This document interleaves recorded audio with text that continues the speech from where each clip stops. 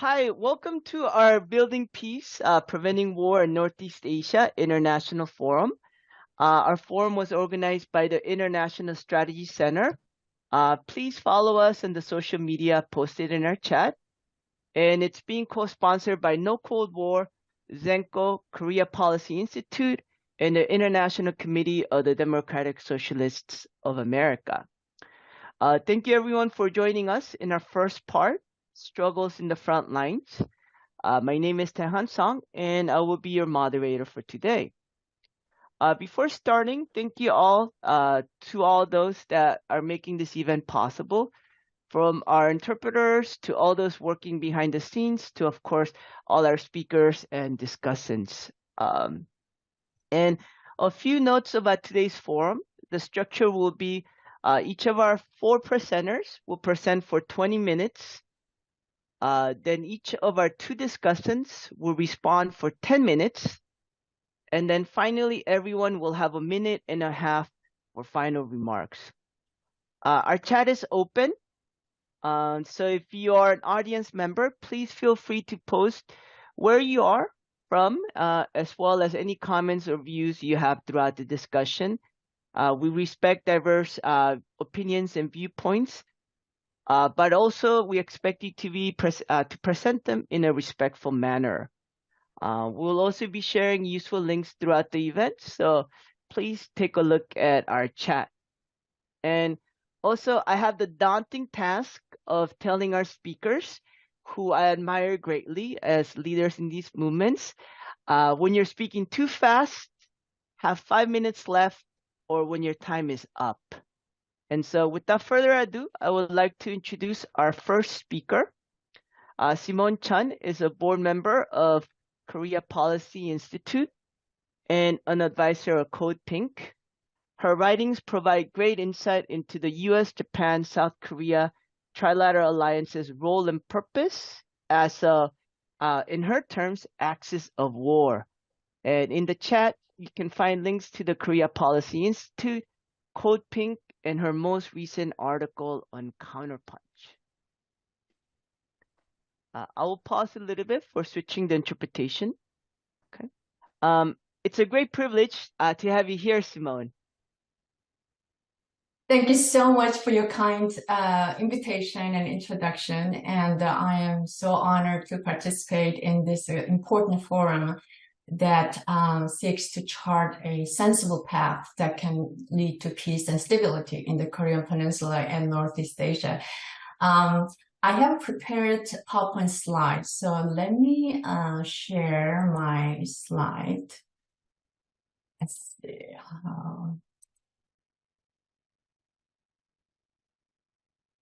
Is my slide being shared?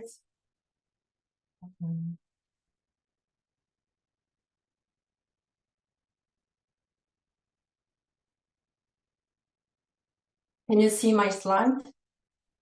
Full? Okay. So the title of my talk is Resisting the U.S. Drumbeat Tour in Northeast Asia. And as you can see, the title signifies the importance of focusing on the United States, both for analytical and activist strategy purposes.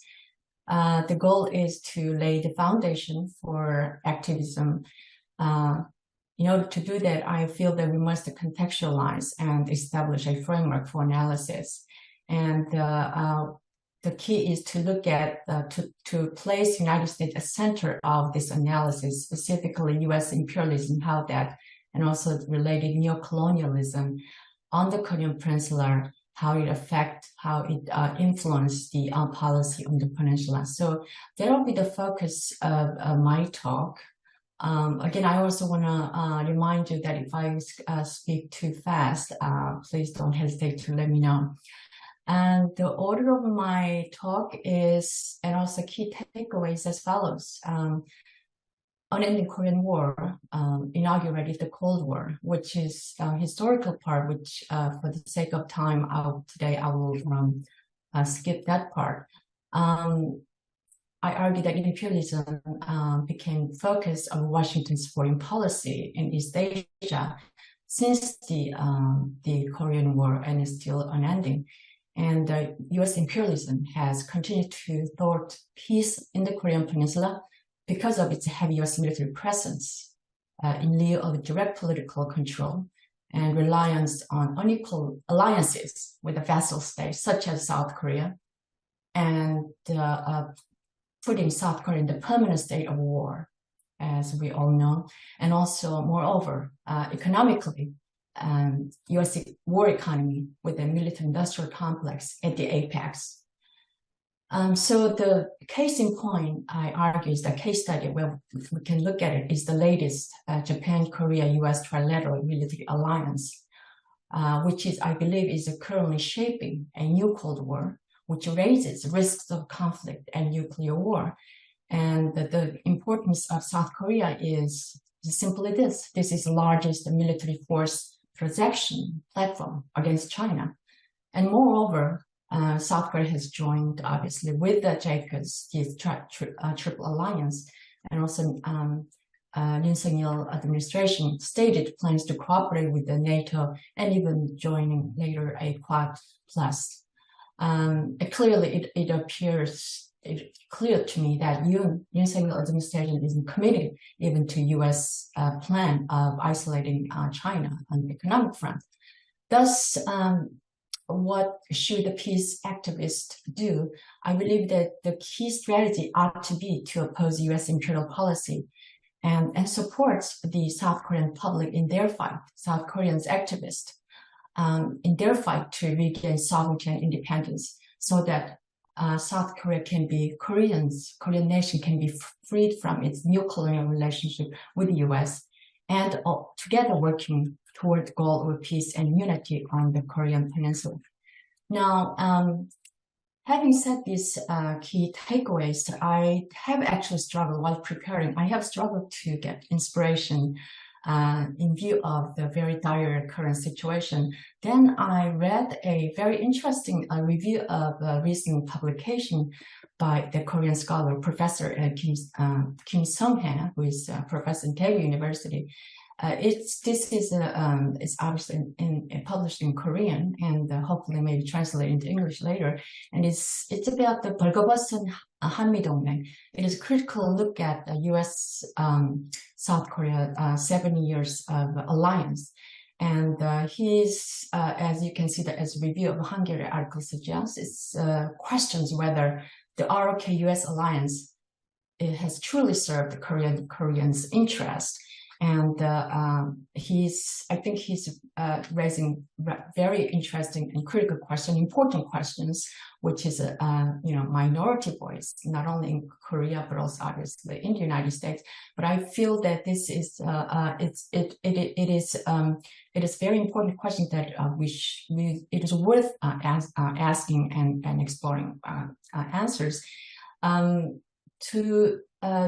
In his space, after reviewing how this alliance no longer serves Korea's interest, he argued that if Korea is to achieve true autonomy, which means that stability, which means that peace, which means that improving inter-Korean relations, and which also means that imagining a enduring peace in Northeast Asia, he argues that South Korea must break away from its alliance with United States. Now, which led me to the following, the vision, because I have started with my talks looking at the importance of a critical analysis, look at U.S. imperialism. Now, what is then the vision? What is the vision? Vision is a liberated, independent, and unified Korea, which can be summed up as an anti-imperial struggle. That means eliminating U.S. military aggression against China and North Korea, and provocative war games, which is going on, which has been increased. It's now round-the-clock basis these days, especially since the inauguration of Yoon Suk-yeol administration, including nuclear threat on the Korean Peninsula, lift economic sanctions, which is another means of war, as you know, on North Korea. Stop demonizing North Korea. It is one nation. We are one nation, one people. And we develop a framework to coexist with North Korea and end the sale of U.S. offensive weapons to South Korea and completely withdraw US troops and closes all of its military bases in South Korea, thus ending US military occupation. And join this the non-aligned movement and the rising multipolar movement led by Global South, and regain sovereignty, national independence, and liberation. Now, this sounds a little bit like almost a fantasy, almost impossible, a utopian, a dream. But I think that it is in part because those are, on the one, although it may sound like a fantasy, as you can see, those can be pretty sensible. It is possible, it is doable. It is also, it is the path that I feel that we must seek. But what is stopping?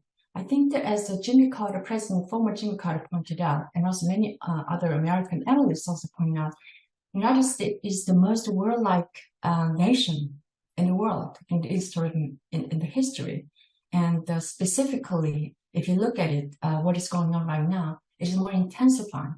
According to a recent article, it says the Congressional Review of U.S. New Strategic Postures recommends now U.S. must be ready for simultaneous wars, not one war, not two wars, simultaneous wars with China and Russia.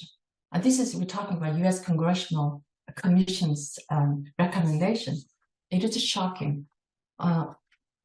On the other hand, one must point out, this is obviously, it's almost not even practical. It's not even doable. The United States does not have that kind of capacity. But that being said, this is what's coming out from the U.S. Congress.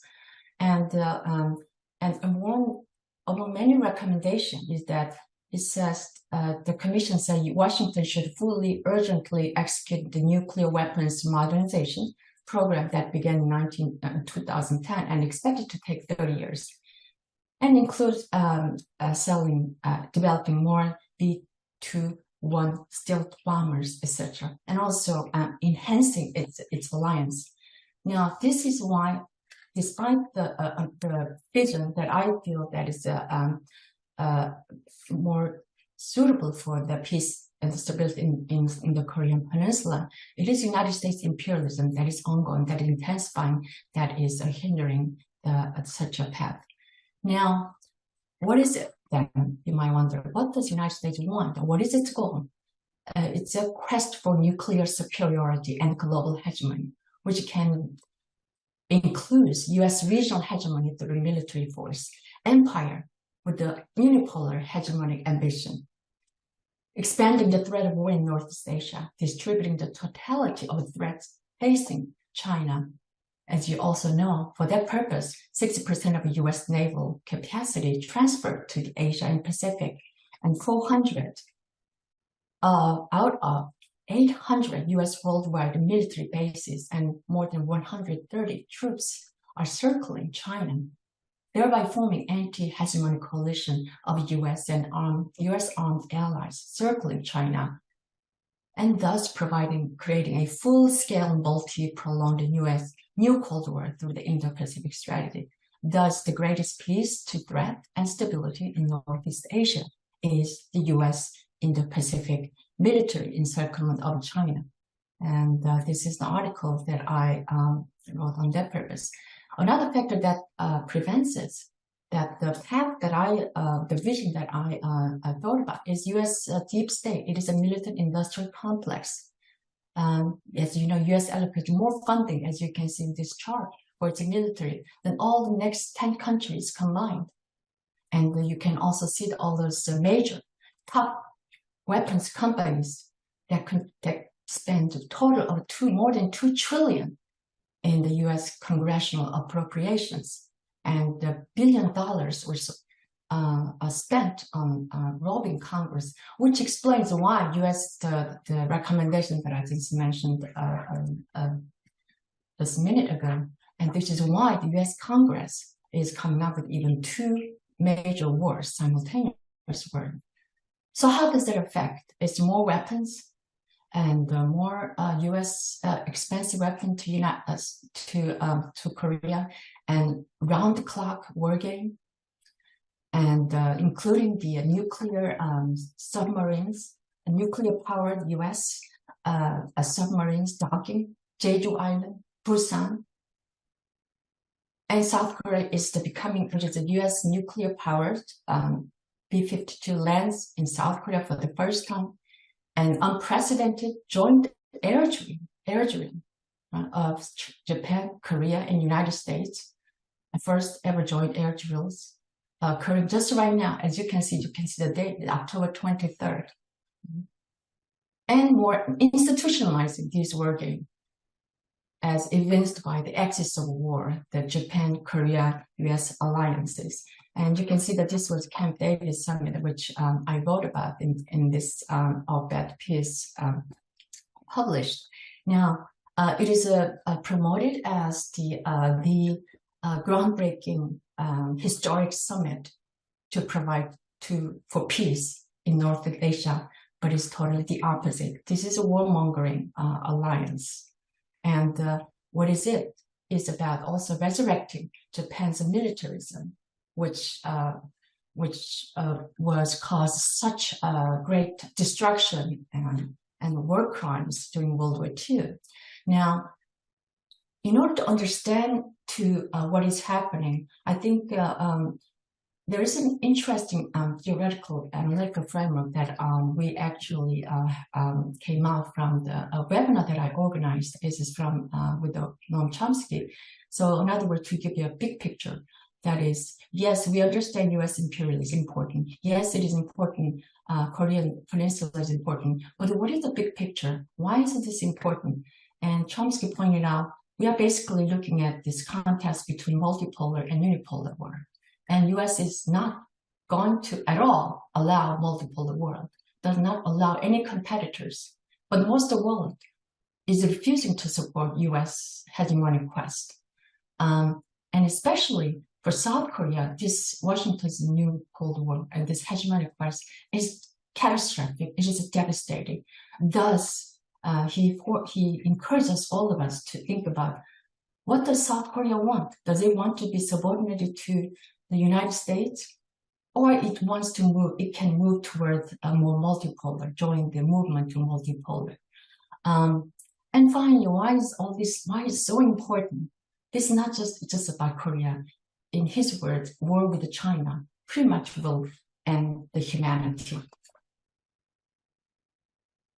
And going back to, again, the importance of U.S. imperialism in the South Korea, the most crucial part here is this. South Korea will be, no matter what happens, because of the structural military alliance with the United States, South Korea will be the front lines of any U.S.-led war in Asia, period.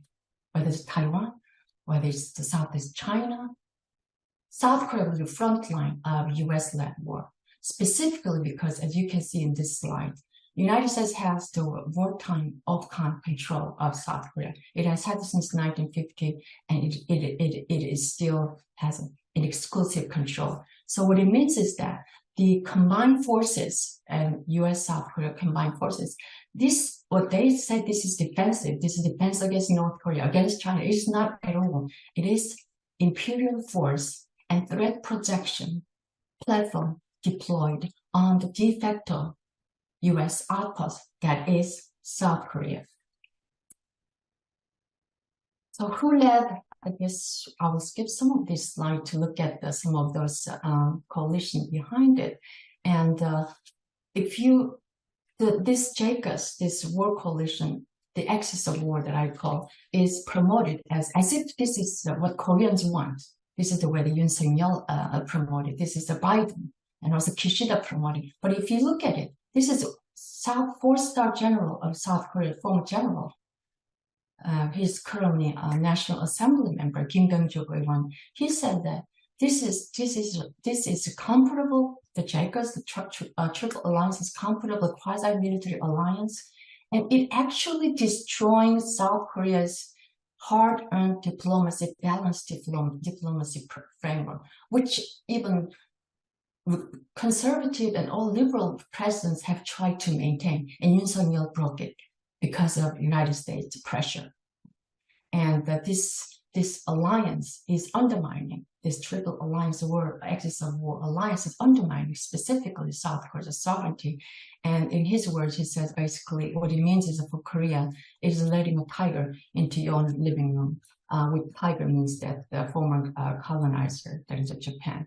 So in a nutshell, to give you a more specific point about the JICA's, the Trilateral Alliance, this is pretty much it's the latest example of Washington's quest for U.S.-led unipolar system. The most interesting part, important part here is this one. This Trilateral Alliance is to keep U.S. troops in Asia forever, ever, ever. In fact, the great journalist, American journalist, Tim Shora mentioned that maybe for the next 100 years. In Biden's word, it says not just this year, they're going to have this virtual meeting, not just next year, forever, which means 80,000 U.S. troops will never leave from Japan and from South Korea, and Japan and South Korea have been launch pads into Asia. And so that is why it is important for us to think about. And this slide basically showed that it has been going on. The effort has been going years in the making. And another part of what made this triple axis of war alliance is specifically, this is catastrophic violation. It's a violation of human rights. It's completely based on egregious historical denialism that, such as Japan's brutal colonization of Korea, crime against humanity, and Japan's pretty much resurrecting and rehabilitating its brutal militarism under this far-right President Yoon Sung-hee, who is very pro-Japan and who is eager to basically appease both the United States and Japan. And earlier I mentioned that is this policy that is promoted as in Washington and also by the Kishida and Biden all, as if this is the Koreans' rule, which is not. 80% of South Koreans oppose Yoon's this humiliating capitulation to Washington's anti-China policy, that hawkish policy that's going leading to war. So this is the data that you can, the poll that released last year. And related to that, is that Japan's military buildup. Probably I will leave this one for our colleague from Japan as what basically the main point being that Japan is becoming right now. It is the actively it's intertwining its imperial quest with U.S. hegemonic quest.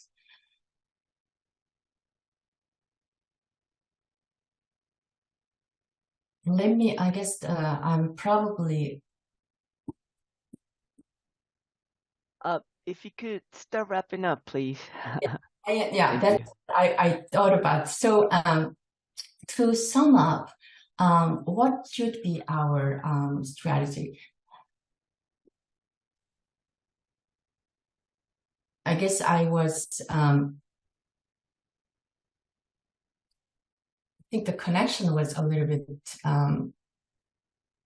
Okay, so I think that because of the connection, it was slow, and now I kept pushing, so it looks like it's going to slide more. Now, what I'm going to do is I'm going to just pause here and just to conclude that in order to contest this American imperialism, we must seek out global solidarity, and this is time not to give up. This is time that we should speak loud and clear and to focus on the negative impact of U.S. imperialism and to work to stop U.S. militarism in Asia and obviously in also not only in the Korean Peninsula but also in Asia. And the slide what you're showing is that says Korean activists arguing that this land is not U.S. war base. Okay, let me pause here. Sorry about that. My apologies for the technical issues here. Thank you. Great. Thank you so much, Simone. Your presentation covers so much ground, and I know that it was very difficult to do it in 20 minutes. Thank you for keeping the time. So I just wanted to briefly summarize a little bit the presentation, which is a great background to understanding the frontline struggles that are going to be presented from now on. So I think one of the points was that U.S. imperialism is preventing peace in the region.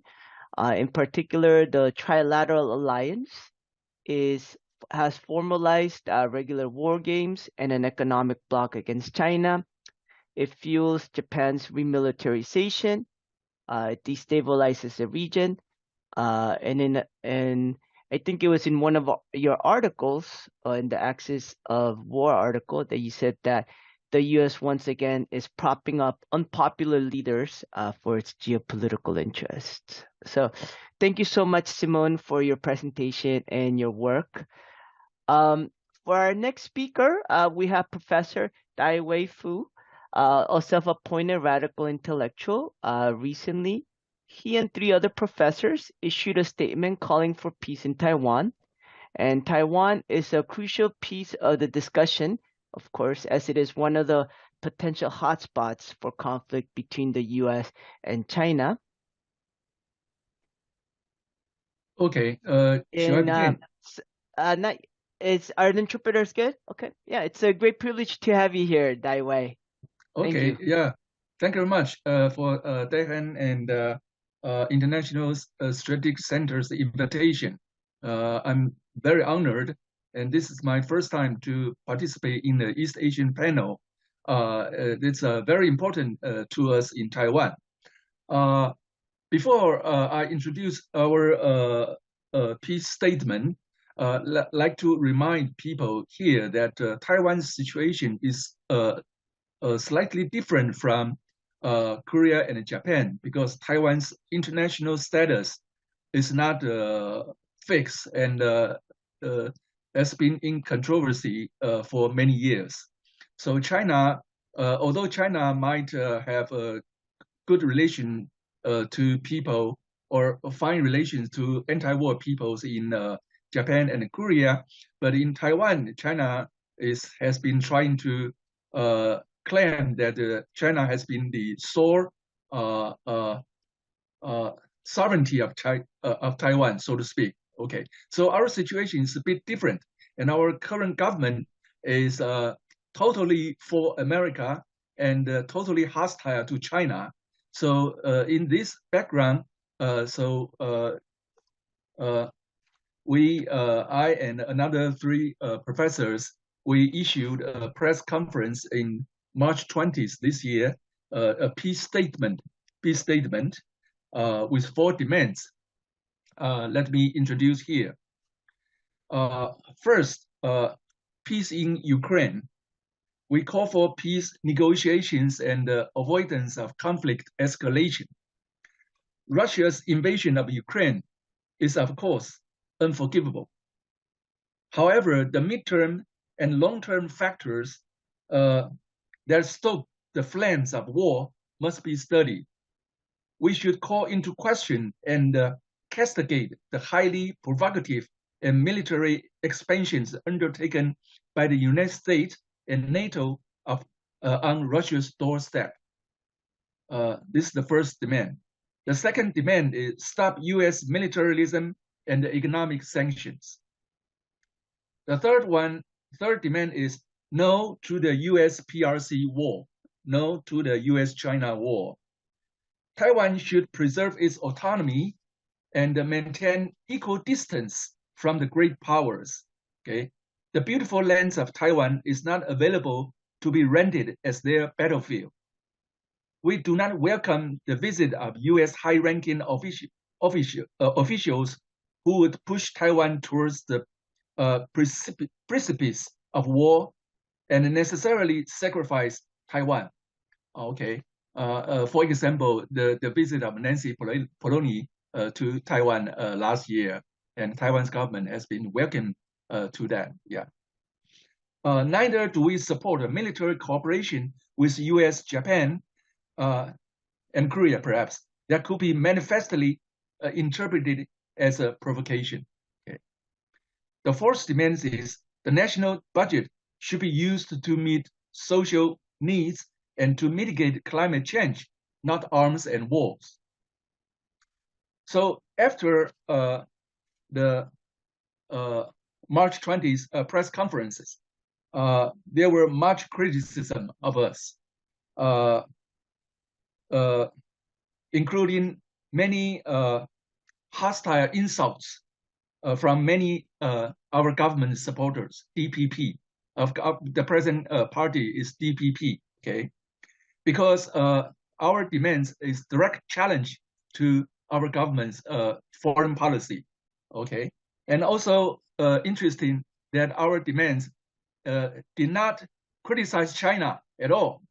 So many our criticism in Taiwan saying that why do you directly go to China and ask them to anti-war instead of saying anti-war in Taiwan? Our response will be, okay, please, you go to China and ask them to do anti-war because we couldn't do that now. Okay.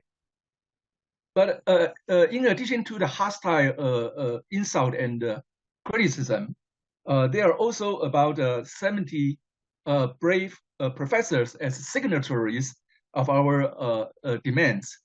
I'm saying brave because when their name become public, they will also be criticized and questions as well. Okay, but also including the signatories, we also have some supportive articles, and also during more than half years now, we expand our alliances with local social movements, activists, anti-war groups, some leftist groups in Taiwan, and especially young student groups, okay?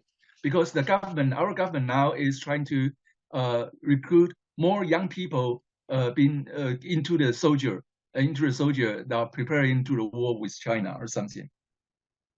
And also we make connections with anti-war groups, including abroad, like United States, Okinawa, Japan, and presently now in Korea, International Strategic Center.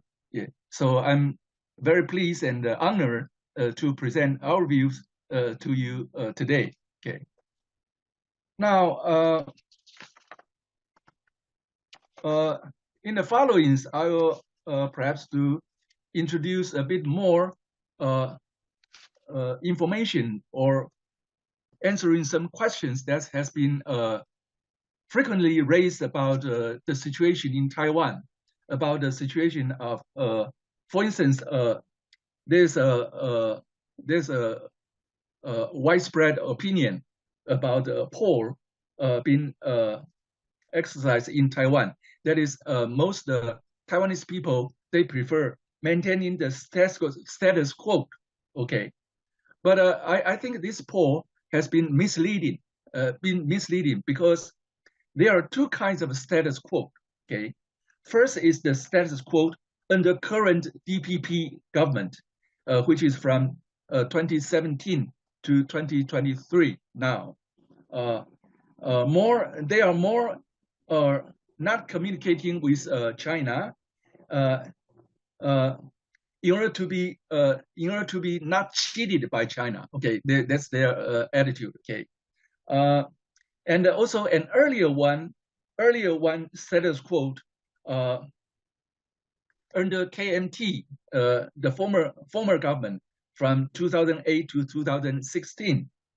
They are not for immediate unification, not for independence, not for war, and they try to friendly to both China and US. Okay, for DPP, it's anti-China, closely following US and its aggressiveness and provocation against China. Of course, it's not for unification, but they think that Taiwan has already a de facto independence. That is, so they said no need to claim independence. Okay, but their independence claim has no legal status, no sovereignty. Taiwan sovereignty is in Republic of China's constitution, according to ROC's constitution. So, okay. So currently, Taiwan's poll is about 30%, 35% for DPP, and in which 73% believe U.S. would send troops to protect Taiwan in case of China's invasion. Okay, whereas 90%, as we know, that of the Japanese don't want to fight this Taiwan Strait War. Okay, but of course there are some other alternative in the poll, that is for immediate Taiwan's independence. Okay, and also they are for immediate unification with China. Taiwan's poll is only about 10 to 15% each. Okay, and also there are quite a few discussions about in our 4 demands. What do we mean by middle ground position? Okay, so I'll say a bit more about this middle ground position. Roughly middle ground, roughly middle between outright independence of Taiwan and unification with China. So there are currently 2 interpretations of this middle ground. The first one is middle means neutral or neutrality. Taiwan can be neutral and peaceful island, not an independent state. We can friendly to China, and definitely not part of the first island chain for the US in contending China, but also friendly to US and not a spear of China for entering into the Pacific Ocean. Okay, Taiwan Strait itself should be neutralized without any military presence of any great power. Some European small neutral countries could be approximate examples of neutrality with their stories to be understood. When Taiwan becomes not a US pawn or a link of the first island chain of US, would it be possible that a neutral island Taiwan should not be such a troublesome problem for China as before, but a true friend? Of course, the remaining question of Taiwan is that though all these neutrality talks seems fine, is it neutral islands also a part of China in the traditional One China policy or One China slogan? Suppose this is indeed an urgent question for China, instead of waiting for another 50 years, okay? For whatever reasons, then this neutrality position becomes a temporary and transitional position, moving toward a second interpretation of the middle ground. That is, it can be a Taiwan or Republic of China, not really a province under PRC China, but rather islands under a big roof of One China. Okay, let me explain. There's this 1992 consensus. Let me explain it a little bit. There was a series of meetings between Taiwan's KMT government and the PRC China in 1992 and the following years. Though it is subject to interpretations, the 2 parties agree that then that there's only One China to include both. Okay, for KMT, including Taiwan's constitution, Taiwan is part of ROC's China, and for PRC, according to PRC's constitution, Taiwan is part of PRC's China. Thus, there's this agreement of One China, conceptually and geographically. For Taiwan's current government, DPP, they of course rejected this so-called 92 consensus. But no matter. Also in this March, Taiwan's former President Ma of KMT had visited China and explained it to many Chinese people. What does it mean that Taiwan is part of China under ROC's constitution? I know this is a little bit confusion. ROC versus PRC. PRC is familiar. ROC is Republic of China. That is Taiwan's formal name of the state. Okay. So when President Ma explained it to Chinese people, what does it mean that Taiwan is part of China under ROC's constitution, and CCP had tolerated Ma's explanation, which is a good sign. Therefore, the second interpretation of our middle ground is that we go for a confederation of one China, okay? Perhaps something like a Commonwealth of Nations or European Union or something like that. It is not a unification with China in a conventional sense, although slightly more bent into China than simply neutrality. Hence, it is another middle ground position of our demand. Let me go through some update. More recently, this confederation interpretation of one China has been hotly discussed in Taiwan, which of course also flatly rejected by Taiwan's DPP government. Hong Kong, and especially highlighted by some Singaporean politicians such as George Yongbo Yu, Yang Rongwen in Chinese, he had also warned that Taiwan should begin negotiation process with China ASAP. Otherwise, the later the worse for Taiwan, as China may be more prepared than Taiwan to impose its will on Taiwan. We think Yu's warning should be considered seriously. Taiwan's former DPP Vice President Lu Xiulian, she is Taiwan's former DPP Vice President, now a self-styled, well-known intellectual, had also promoted both Taiwan's neutrality by referendum and the confederation. But her position is a more pro-DPP and doubtful about China fashion. Okay. But one of her grand ideas I have to mention here is to call upon Korea and Japan to go for neutrality with Taiwan with respect to China and US. Unsurprisingly, her proposal has been criticized by PRC and as a disguised idea for independence.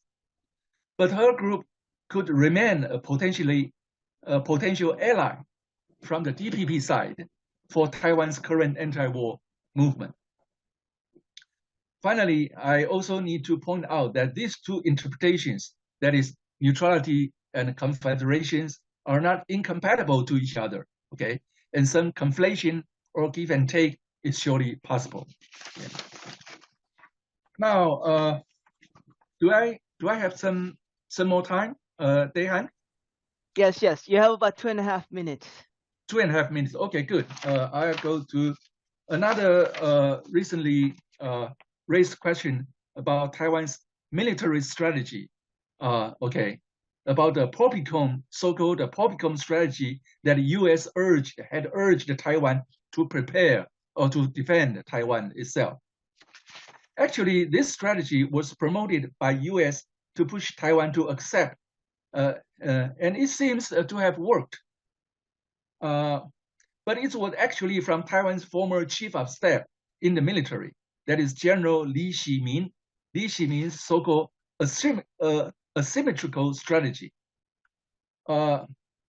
Asymmetrical strategy is not to win the war, but a deterrent strategy. Not going for heavy or expensive weapons, but light and mobile, smaller and distributed. However, the problems are there's the risk of ordinary people's war. It's a great risk for ordinary people. It's a risk for town and city wars, street fightings, very much like a Ukraine model. It's a war of attrition with a lot of casualties from the civilians. Okay, so in terms of ordinary people's mortality, POPICOM strategy is dangerous and costly. On the other hand, Taiwan recently claimed to have built its own submarine, which is not a part of POPICOM strategy. But the effectiveness of this so-called indigenous defensive weapons, that is our submarine, is much in doubt, especially concerning the claim that it will lock PRC's Navy from within the first island chain. Okay. Actually, our thought is, our anti-movement thinking about this is that Taiwan's military strategy, but our anti-war position is criticizing the current military strategy of preparing for war, because the one very important movement now in Taiwan is preparing for the war, but we criticize that. Instead, we go for avoiding the war, by being in the middle ground between China and US. And we think that as long as Taiwan does not claim independence, and we are neutral and friendly to China, it is the best way to avoid the war. Okay, so this is our position or our response to the some questions about whether Taiwan is going for a Popcorn War or because currently Taiwan's military strategy is actually a mixture. On the one hand, we accept the Americans' Popcorn War strategy. On the other hand, we also trying to build up some heavy weapons such as submarine. But our submarine is much in doubt, as I just explained. Okay. So this is. Could you please start wrapping up? Thank you. Okay, thank you. So this is roughly our position. Actually, our anti-war movement in Taiwan is still relatively pretty small compared to South Korea, as I just saw from Simon's excellent presentation. And we really need support from abroad, from the East Asian and US and some other places anti-war movement. We have been supported as a friendly supported from other places as well. So we are happy, very happy of that. We are looking for more discussion and more communications with people around the world for the anti-war movement. Okay, thank you very much. Thank you for Taihan's support and invitation. Thank you very much. Yeah, it's a great pleasure to have you here. Thank you, Daiwie Fu. As one of the potential hotspots for conflict in the region, the fight for peace in Taiwan is highly important. So, yes, we'd love to hear your concluding remarks later when we synthesize a lot of this other material. So just to quickly recap some of the main points was that the peace petition is calling for the Taiwanese government to preserve its autonomy and to remain equidistant from the US and China, and to deal with social needs and climate change rather than preparing for war. And finally, the porcupine strategy that is being promoted by the US and is being accepted generally by Taiwan, even if it's successful, would result in quite heavy destruction to Taiwan because it's a deterrence and it's not necessarily about neutralizing a defense. So thank you, Daiwie, for your presentation. Just to interpret. The Popcorn strategy has not been accepted in general in Taiwan. It's much in doubt, but it's accepted by Taiwan's government and the military. Okay, that's the important difference. Thank you. Yes, thank you very much for that clarification. Clearly a very important difference. All right, thank you, Daiwie, for your presentation and your work. And next we have Hideki Yoshikawa, Director of the Okinawa Environmental Justice Project. His campaign against the environmental destruction of U.S. military bases not only highlights the wanton environmental destruction from U.S. militarization, but it also managed to build a broader social and global coalition. And given its proximity to Taiwan and the impacts a Taiwan contingency would have, it's only fitting that we talk about Okinawa next. So we'll wait a second for interpreters to change. All right. So yes, it's a great privilege to have you here, Hideki. Right. Thank you very much. Thank you for inviting me to be on this panel. I'm really excited, and I've learned already lots from the previous presenters. My name is Hideki Yoshikawa, and I am the director of Okinawa Environmental Justice Project. Our project focuses on the environmental issues related to the U.S. military bases in Japan, or in Okinawa and in Japan. Unlike previous presenters, my presentation will be very micro-focused, focusing Okinawa. And because Okinawa is a prefecture of Japan, but still it's marginalized, but we are a heavily militarized place. And so I think I can give you some ideas of how the militarizations affected Okinawa and why do we still continue to protest militarization and the war in Okinawa. As you can see on this map, Okinawa is only like a 0.6% of Japan's landmass, but we bears 70% of the U.S. military bases and training areas used by the U.S. military in Japan. And we take the stance that in Okinawa, a prefecture of small islands, environmental issues and the peace issues and the human rights issues are all connected. So our environmental movement is a peace movement and a human rights movement as well. Today, I'll briefly describe the intensifying militarizations of Okinawa and our counter reactions to it. Then I will discuss several major themes that have united and encouraged many Okinawans to continue the peace movements over the years. First of all, intensifying militarization in Okinawa. Echoing the United States government, Japanese government has been propagating the ideas of the Chinese threats, North Korean threats, and the Taiwan contingency in Okinawa.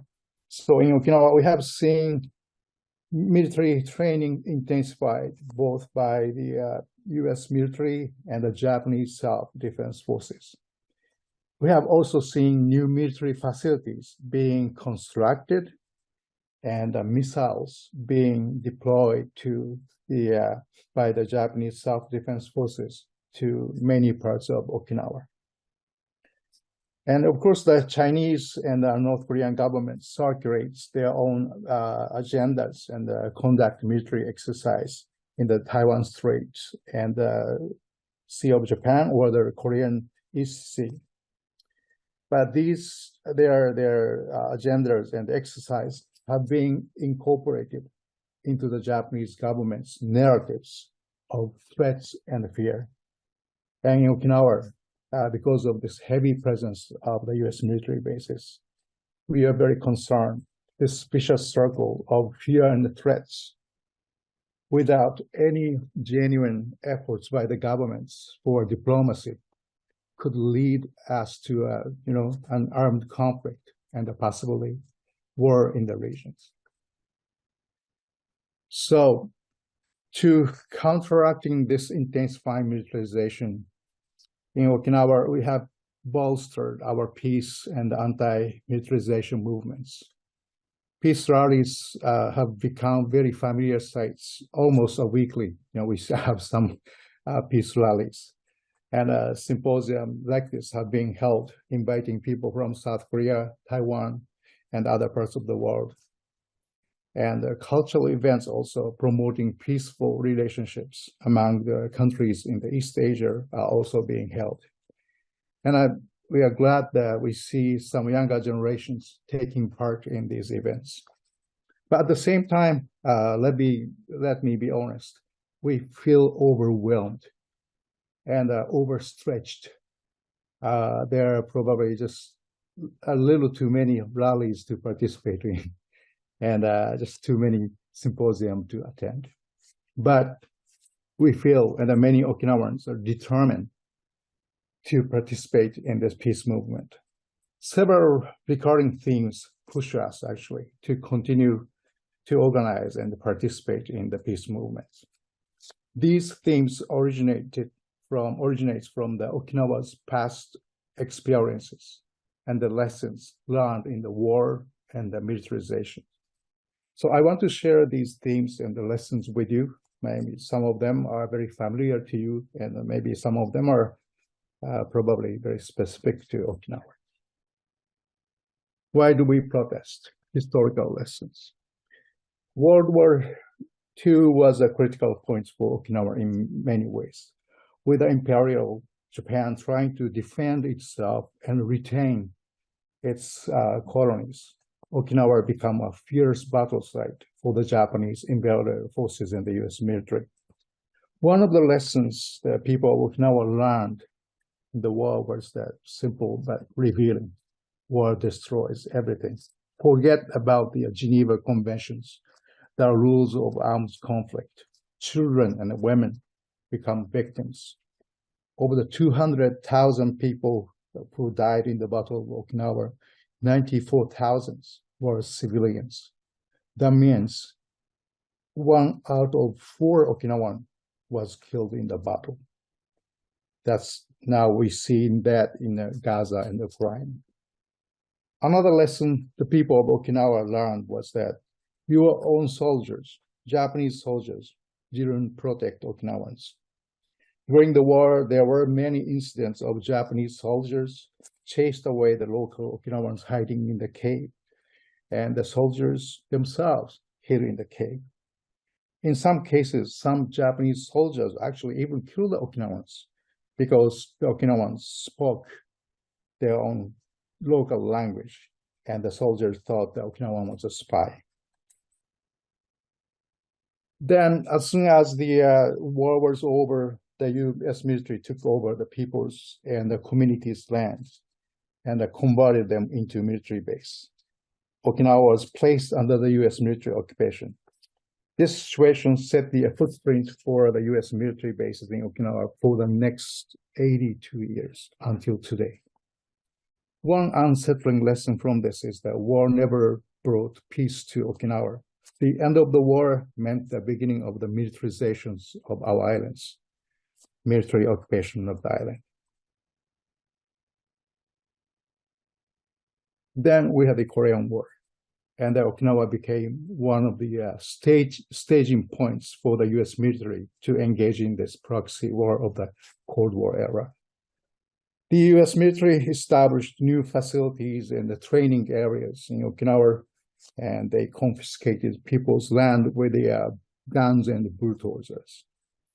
And at that time, the concepts such as the geopolitical importance and the strategic importance became so dominant and overarching. And if the region was defined as a geopolitically or strategically significant by the nation states, the people living in the region would have no choice but accept and enter the militarization process of World War. Okinawa was such a place. Today, I think we are still struggling to fight off against the power of these war-oriented concepts. We are struggling to replace them with the alternative concepts and ideas such as human security or environmental security. But it seems like a long way to go. Then came the Vietnam War. During the Vietnam War, Okinawa was the U.S. military's main staging point. B-50 bombers would take off from Kadena Air Base and bomb the Vietnamese villages and kill the Vietnamese people. C-130 aircraft would bring back wounded U.S. soldiers and the bodies in the plastic bags to Okinawa before they would be transferred to the United States. During this period, the notion of Okinawa as a victim of war was confronted with the realization Okinawa was in fact the part of the perpetrator of the war. Indeed, Vietnamese people called Okinawa Devil's Island. In fact, the so-called base economy flourished at that time. Jobs on the base, bars, catered for U.S. soldiers, and the construction companies for the U.S. military base constructions flourished. The economic survival and the revival of Okinawa was made possible by the devastation of the Southeast Asian countries. This irony, inherent in the base economy, is still part of the Okinawa's reality, though to a much lesser extent than before.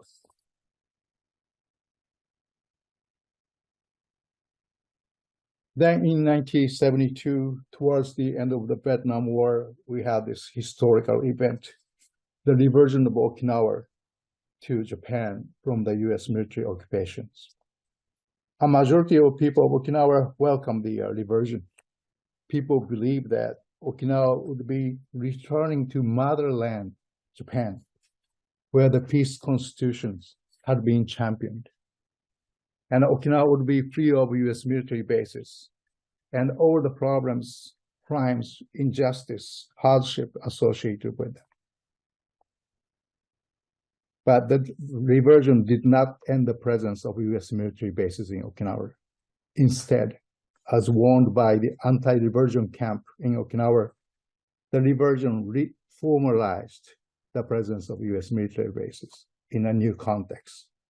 In this new context of Okinawa as a prefecture of Japan, the Japan-U.S. alliance, security treaty, the status of forces agreement now firmly legitimize the militarization of Okinawa.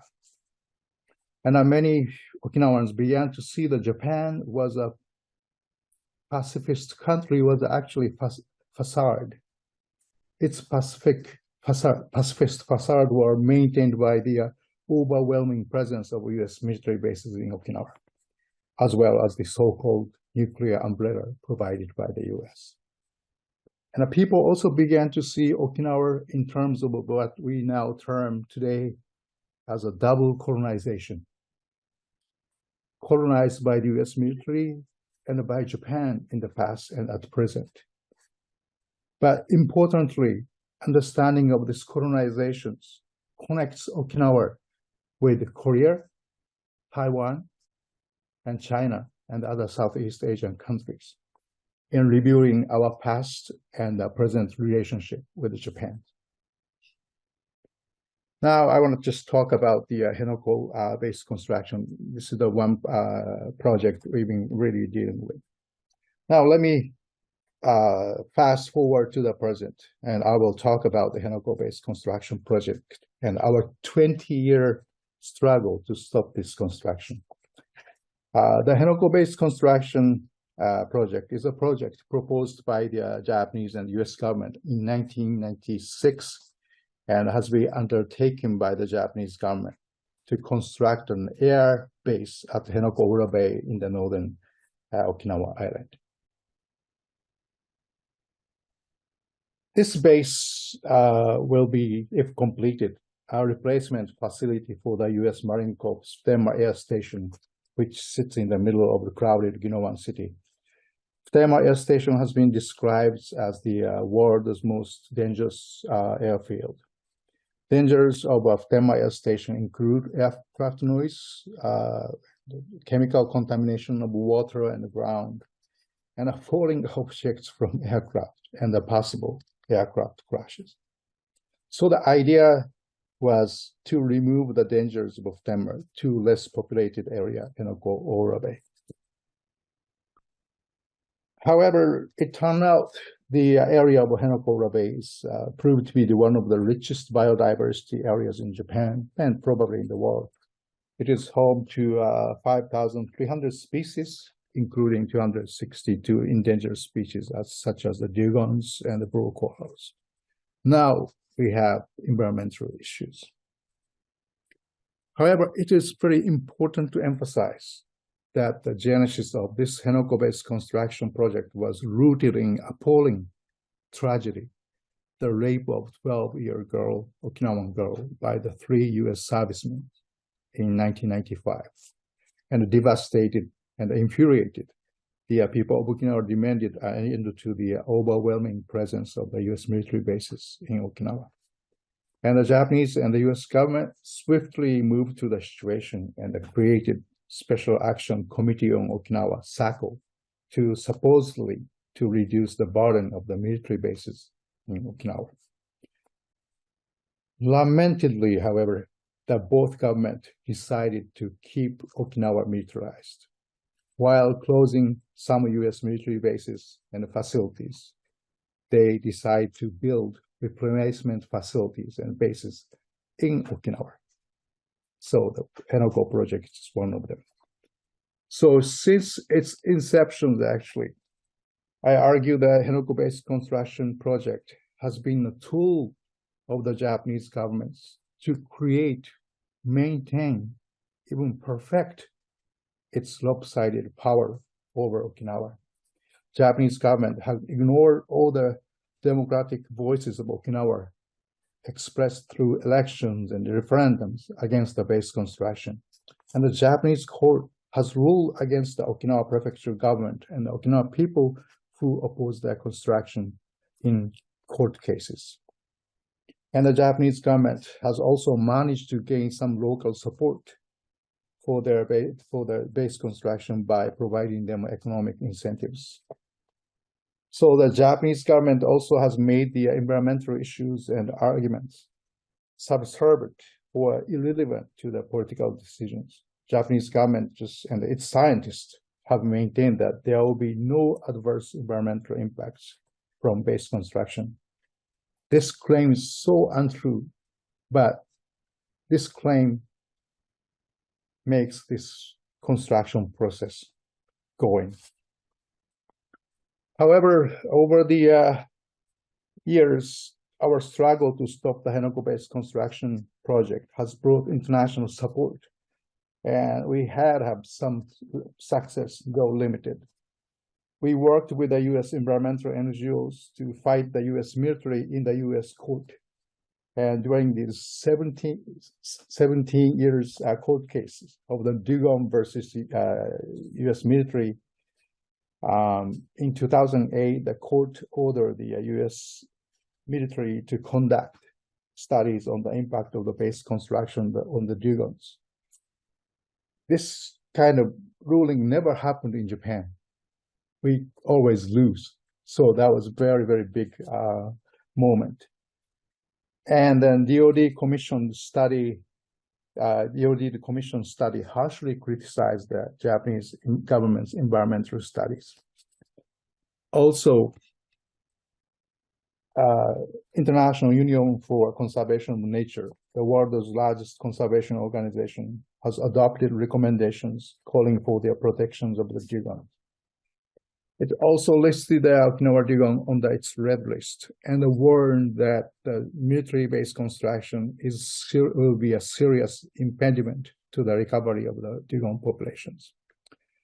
So this international support has helped sustain and strengthen our movement against the ZENKO-based constructions.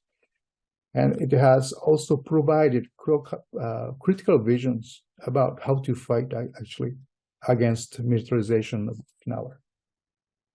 So what's next? I think one of the conclusions we have from my own experience is that we need to work on several fronts. We need to work on not only in Okinawa, but in mainland Japan too, and of course, in other Asian countries. And we need to work with the mainland media, and I need to get some favorable public opinions. And we need to get the national diet members behind us. And we also need to reach out, and as we have US Congress and courts and international conventions, there are some conventions that covers environment and war and the militarizations. So that's something that we'll be looking at. And we need to reach out to international communities of experts in various fields. Of course, because we are working on the environment, so we'll be looking into the environmental experts, but human rights experts and the military experts and the international politics experts. So this symposium is exemplary of ideas, exemplary of the reaching out and working with the international communities. So I hope we can continue to work together and stop militarizations and create peaceful world. Okay, that's my presentation. Thank you. Wow, exactly on the 20-minute mark. Thank you very much, Hideki. Oh, okay. Yeah, thank you.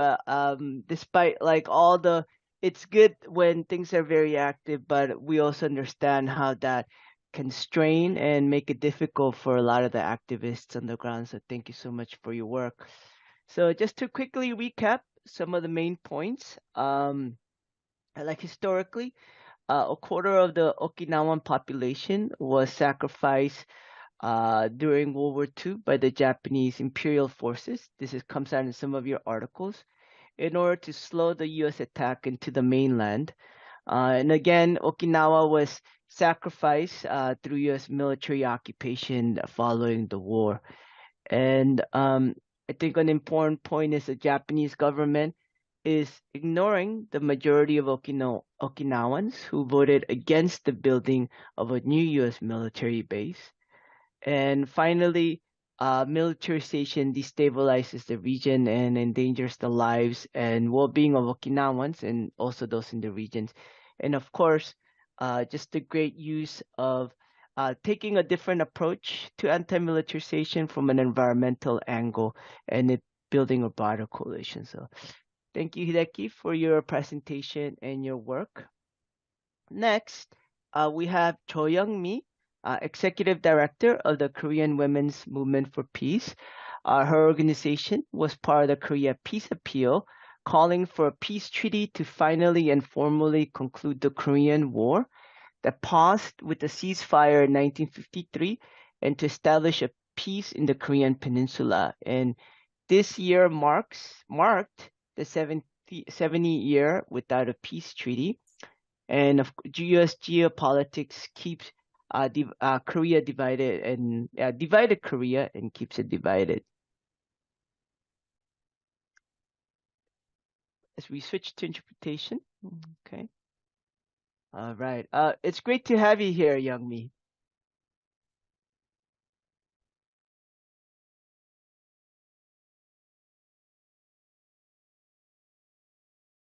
Can you hear me? Yeah, so just a moment, I will share my PowerPoint presentation.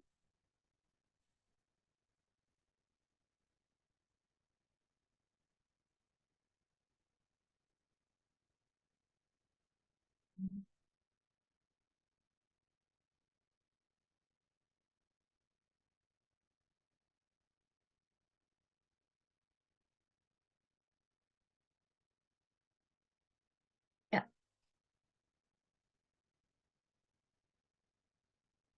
Sorry for that. Yeah, I'll share. Yeah.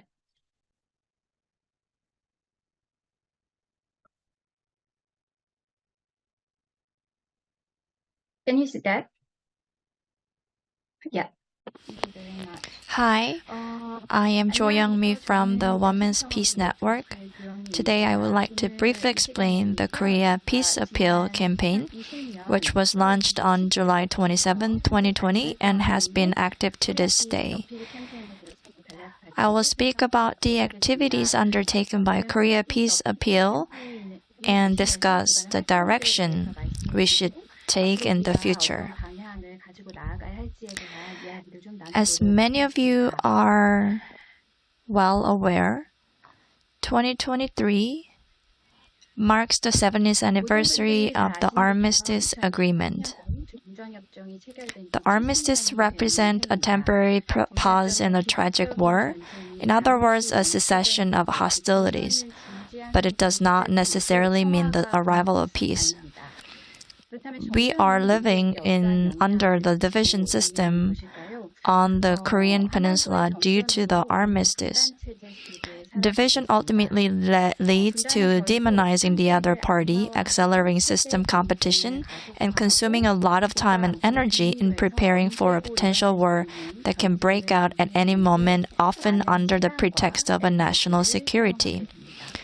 As hostility intensifies with each side designating the other as an enemy and military tensions rising, the issue between North and South Korea eventually spread beyond the Korean Peninsula, becoming a matter of peace in East Asia and even global peace. As you all know, the Korean War is not just a conflict between North and South Korea. It has an international war character. Therefore, a transition from an armistice regime to peace is closely interconnected not only with inter-Korean relations, but also with peace in East Asia and the world. As Simone Chun pointed out, due to the armistice, the U.S.'s nuclear strategic assets regularly enter the Korean Peninsula, and joint military exercises involving South Korea, the U.S., and sometimes Japan are conducted frequently. These exercises encompasses both the nuclear and non-nuclear capabilities, and more concerning is the inclusion of preemptive strikes and decapitation per operations in the military drills. What is even more worrisome is the possibility of nuclear weapons being used under the concept of expanded deterrence. To respond to this, North Korea amended its constitution and announced the nuclear legislation in September. North Korea has been conducting a series of missile tests, including ICBMs. Globally, military spending has been consistently increasing as nations seek to enhance their military capability. According to the Stockholm International Peace Research Institute, which is specialized in research in conflict, arms control, and disarmament globally, military expenditure in 2022 reached approximately $2.24 trillion, marking the highest level in history for the 8th consecutive year. In 2022, military expenditure increased by 2.7% compared to the previous year. The Asia and Oceania region showed a spending growth rate of 3.7% each year-on-year. Continuous military modernization in China and increased expenditure by India and Japan acted as major factor driving the rise in military spending in this region. Furthermore, the Japanese government announced plans to increase defense spending to 2% of GDP by 2027. Japan's shift in security policies particularly heightening regional tensions focusing on China and North Korea. China, the world's second largest military spender, plans to allocate 4.2% of its GDP to military expenditures by 2028. As tensions escalate in the U.S.-China rivalry, conflicts and tensions are increasing in East Asia, including the East China Sea, South China Sea, and Taiwan. The focus remains on building confrontational dynamics through military alliances, such as the Korea-US-Japan alliance, creating an expanding perception of security through force. The armistice regime has anomalously shaped both North and South into the state of emergency. South Korea ranked 9th in the world in terms of military expenditures and is the 6th largest importer of weapons globally. South Korea allocates a defense budget that is nearly twice the GDP of North Korea. According to the U.S. Department of State's 2021 report, North Korea is identified as the country with the highest military spending relative to GDP. The Korean Peninsula and East Asia still maintain an enduring Cold War structure, and the ideological confrontation and military competition extend beyond the Korean Peninsula into East Asia. The current crisis in the Korean Peninsula and East Asia is considered severe enough that an armed conflict could occur at any time. With inter-Korean dialogue stalled, the possibility of an inadvertent military clash is ever present. Scholars who have long studied the Korean Peninsula issue are now discussing an unprecedented war crisis. They emphasize the need to focus on saving both human and non-human entities as well as the earth. However, we are still allocating our resources and efforts toward preparing for war amidst the ongoing climate change. Recognizing the urgency of ending the war on Korean Peninsula, preventing conflict, and working towards peace, we have shifted our perspective. We believe that the ending war is not solely the responsibility of national leader, but require a collective effort.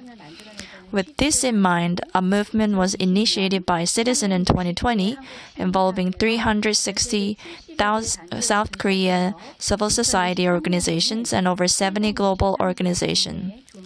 By 2023, the movement has expanded to include 763 domestic organizations and 76 international organizations, all coming together to advocate for an end to the Korean War and the promotion of peace. We emphasize the need to end the Korean War and sign a peace agreement, create a Korean Peninsula and world without nuclear weapons and nuclear threat, and furthermore resolve a conflict through dialogue and cooperation instead of sanctions and pressure. We focus on breaking the vicious cycle of armed competition and investing in citizen safety and the environment. Additionally, we plan to deliver the gathered signatures to countries related to the Korean War, including North and South Korea, the United States and China, governments, and the United Nations. Many organizations conducted signature campaign alongside their respective events, and every Monday was designated as Peace Monday, during which signature campaigns were carried out nationwide in various locations, including Myeongdong Cathedral. Despite the challenges of the COVID-19 situation, many people made efforts. Some stopped in their tracks to sign on the spot, while others sent signature papers and messages of support via international mail. Perhaps many of you participating in this webinar also joined the signature campaign. Not only Korean, but also overseas citizens worldwide participated in this effort. Particularly, citizens from the local community, regional councils, and even members of the National Assembly joined the signature campaign. Even small businesses actively took part in the signature campaign. Moreover, various activities such as opposition to military exercises and peace marches were conducted. The UN Special Rapporteur on Human Rights in North Korea participated in the signing, contributing to global peace actions across different regions. During international conferences of various organizations, signature booths were set up and joint signing events took place. Last year, during the WCC General Assembly in Germany, many church leaders also participated. The WCC, which has been working on efforts for reconciliation and peace on Korean Peninsula for the past 40 years, adopted a statement on the end of the Korean War and peace building on the Korean Peninsula at its 11th Assembly in Germany. This resulted in all member churches and international partner organizations uniting to promote the movement. Furthermore, it urged churches from countries that participated in the Korean War to collectively support peace declarations and peace agreements. We not only engaged in campaigns with Nobel Prize winner and peace activists worldwide, but also actively participate in joint campaign. On July 27th, a peace march expressing the citizens' desire to end the war on the 70th anniversary of armistice took place, with the participation of many people both domestically and internationally. Efforts were made by many individuals to ensure that the Secretary General's message would be announced on the day of the armistice signing, emphasizing the need to strengthen diplomatic effort for sustainable peace. Many individuals contributed by conveying messages for peace. In addition to the Street March, international conferences and press conferences held on July 27, 2023, such movements extended to Washington, where peace actions for the Korean Peninsula were conducted. Many individuals left messages advocating for peace and emphasized the necessity of ending the war on the Korean Peninsula. With the heartfelt wishes of many for a peaceful resolution on the Korean Peninsula, a total of 206,673 signatures were gathered. These signatures were delivered to various entities during the UN General Assembly period, including the State Department and governments of different nations. In October, meetings and rallies were organized in New York and Washington, and visits were made to the office of members of the U.S. House and Senate to promote awareness of the Korean Peninsula peace action. As emphasized by many, not only the Korean Peninsula but also the surrounding countries in East Asia should cease all military actions that escalate military tensions in the region. Efforts should be concentrated on restoring trust and creating conditions for dialogue, focusing on achieving peace through peaceful means. Preventing armed conflict resulting from war drills and military tension should be a top priority. To fundamentally resolve the conflict on the Korean Peninsula, there is a need to diplomatically transform adversarial relationship into cooperative one, build mutual trust, and alleviate military threat. It is crucial for civil society to unite and work towards the elimination of policies such as reliance on the U.S. nuclear umbrella, which is central to South Korea, Japan, and dependent on nuclear weapons in and around the Korean Peninsula. Moreover, we must devote more effort to both human and non-human entity as well as the climate and environment. Globally, the military expenditure in 2022 amounted to approximately $2.2 billion. This translates to spending $5.6 billion per minute on the military expenses. This money is being used for wars, conflict, and war preparations. However, to achieve the reduction goals of the Paris Agreement, developing countries need approximately $2.1 trillion by 2030. This signifies that if we redirect our resources from preparing for war to addressing the climate crisis, we can save lives and the planet, leading to true security. Northeast Asia lacks a regional security cooperation system, and its preventive mechanisms have not progressed. While witnessing the tragic war in Ukraine and the sacrifices of innocent civilians amid the Israel-Palestine conflict, we find ourselves in a region without a robust security cooperation system. The lesson to be learned here is that even if there is only 1% chance, we must exert all effort to prevent war. It's crucial to establish a regional security in East Asia and take a lead in responding to climate change that humanity collective faces. Now, more than ever, it is crucial time for active grammar for peace. The hope lies in all of us collectively dedicating our efforts to preventing war and starting from the effort made for prevention. I believe that opposing war and achieving peace in our daily life, along with the most crucial goal of ending war on Korean Peninsula, are of utmost importance. As I conclude my presentation here, I hope for continued collaboration in such efforts. Thank you.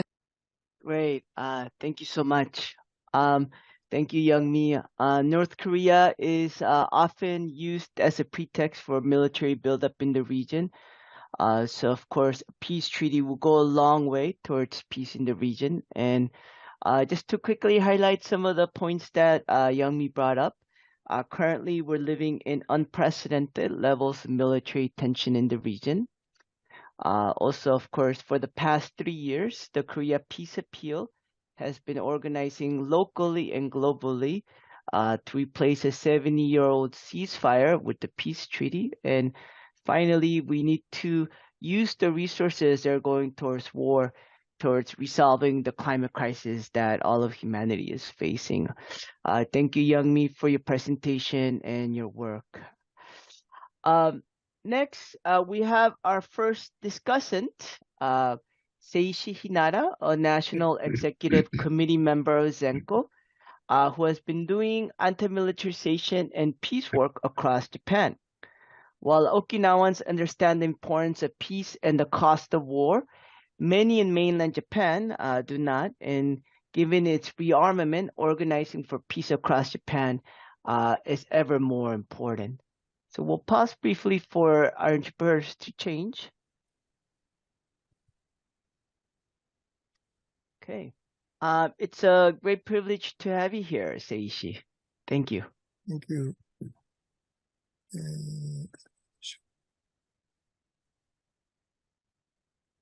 Hello, my name is Seishi Hinada from ZENKO. Thank you for giving me the opportunity to speak today. ZENKO is a Japanese abbreviation for National Assembly for Peace and Democracy. It was formed in 1970 in the wake of the peak of the student movement in the 1960s. Since then, we have been working at the grassroots level across the country, opposing war and neoliberalism. Today, I'm given the theme of the role of regional and international solidarity in strengthening frontline struggles. In response to the presentations made by the four speakers, I'd like to participate in the discussion by sharing with you some of the solidarity work that ZENKO has been engaged in for the last several years. First, one of our initiatives is ZENKO Speaking Tour. We started it in the winter of 2017. At that time, there was on one hand an escalation of military provocations between the US and DPRK, and the threat of an imminent nuclear war was even widely discussed. On the other hand, there was a visible push to construct military bases and fortify the islands of the southwestern archipelago of Ryukyu Arc, and in addition to Okinawa Island, which was already heavily burdened with the presence of US military bases.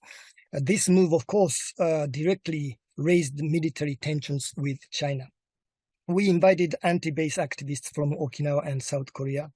We toured Okinawa, Hiroshima, Osaka, and Tokyo, incorporating into the tour field work at all local battle sites and current military facilities. The activist speakers delivered their talks in various locations, sharing a message of peace with the audience that emphasized the need to prevent another Korean War and oppose the establishment of a new military base in Okinawa.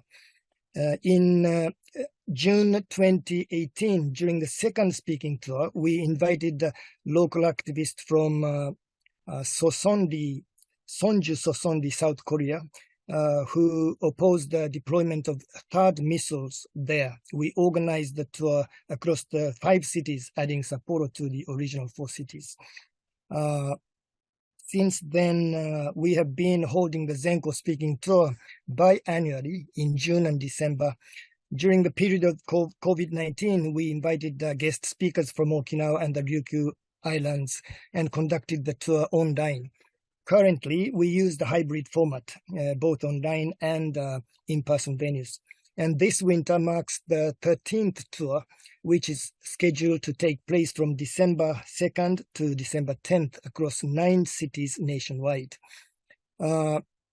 Originally, we launched this tour because mainstream media in the Japanese mainland rarely reported on the struggles in Okinawa and the Ryukyu Islands. Many people on the mainland Japan viewed the militarization and fortification of missile bases in Okinawa and the Ryukyu Arc as someone else's problem, and the Okinawa base issue was considered an internal problem of Okinawa Prefecture. leading to widespread indifference. The aim of the tour, therefore, was to expand awareness of the base issues beyond Okinawa and to build solidarity with anti-base activists in South Korea, and all with the purpose of amplifying the voice for base-free, genuine peace in East Asia.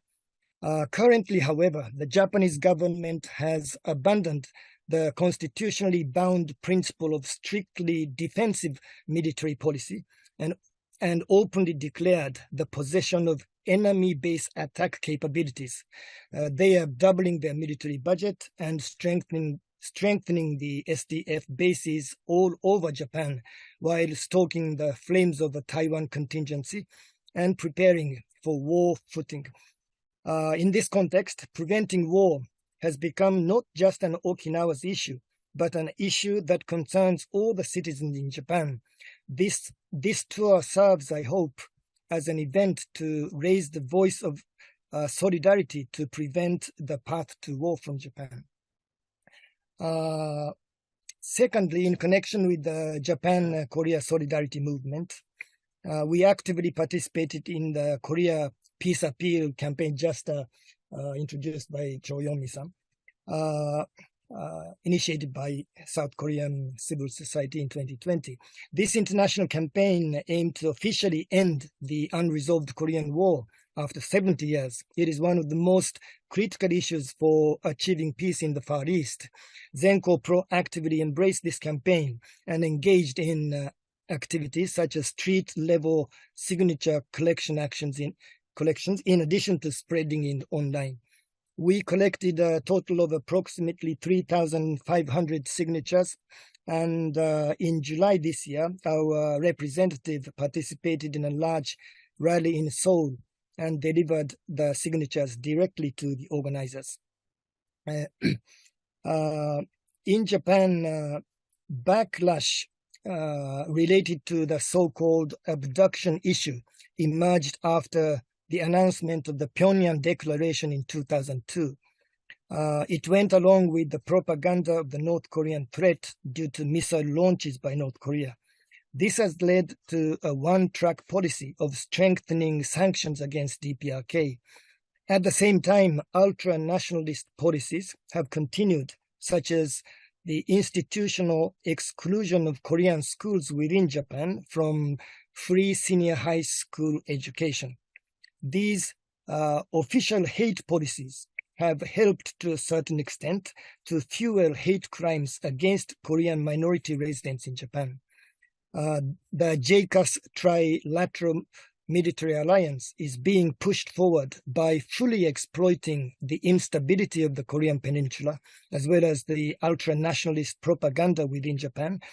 We undertook the Korea Peace Appeal campaign as one of the ways to bring about an end to the instability and a radical solution to the Cold War structure that still remains in the Far East. Thirdly, in connection with Okinawa Solidarity, I'd like to introduce another initiative of ours. We began our international solidarity work with the DSAIC, Democratic Socialists of America International Committee, in 2019. And in 2021, we launched the ZHAP, ZENKO Henoko Anti-Base Project. We aimed through this international project to stand in solidarity with the ongoing resistance of Okinawans against the forcible construction of the new base in Henoko, and present a united voice against the new base to the US government along with our American allies.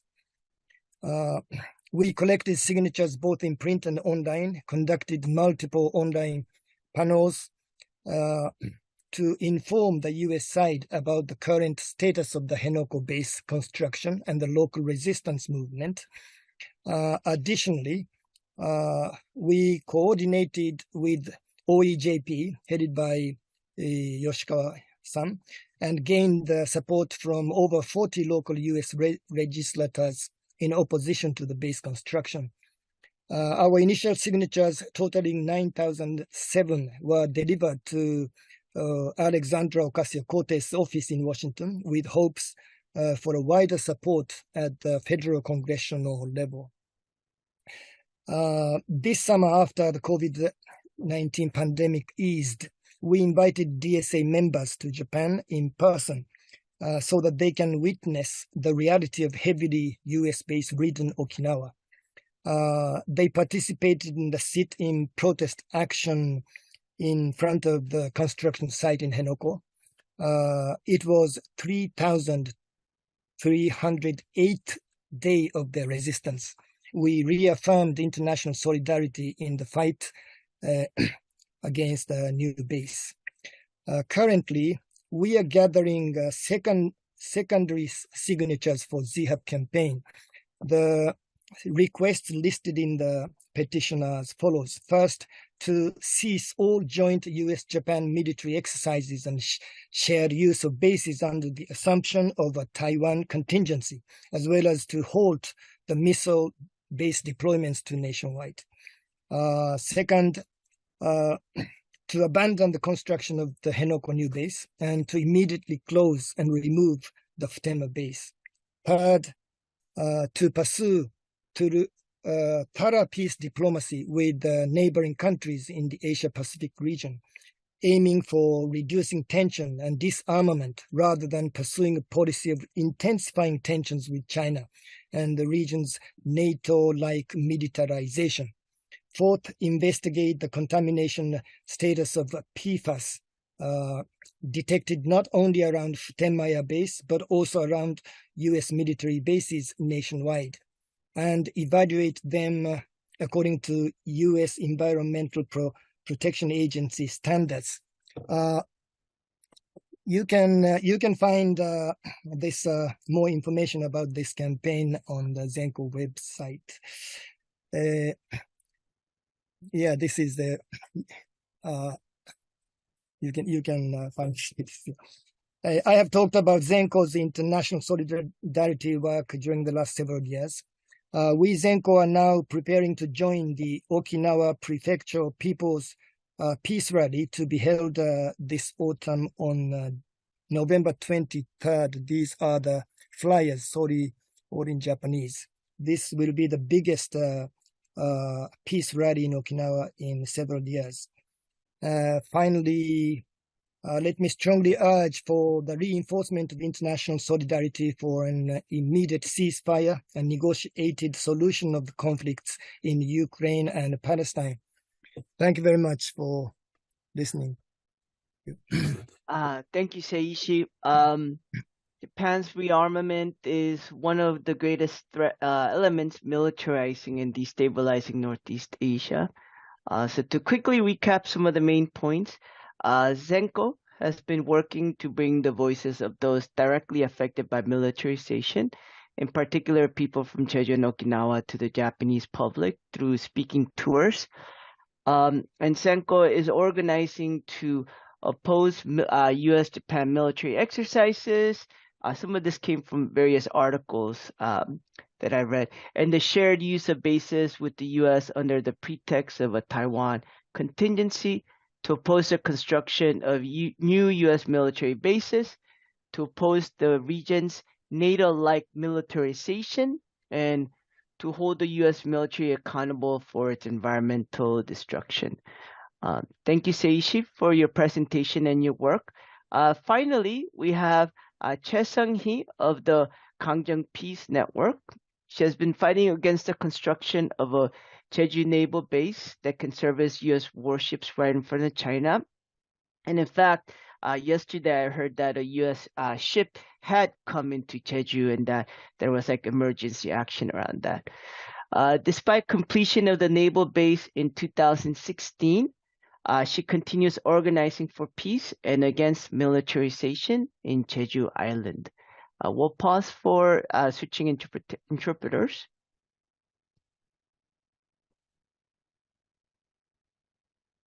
Great, thank you. It's a great privilege to have you here, Sung-hee. You're muted right now. Could you unmute yourself, please? Thank you. Okay. Sorry. Yeah. Hello, I'm Sung-hee, who has been living in Gangjeong village, Jeju, for 13 years and participating in the anti-US naval base struggle.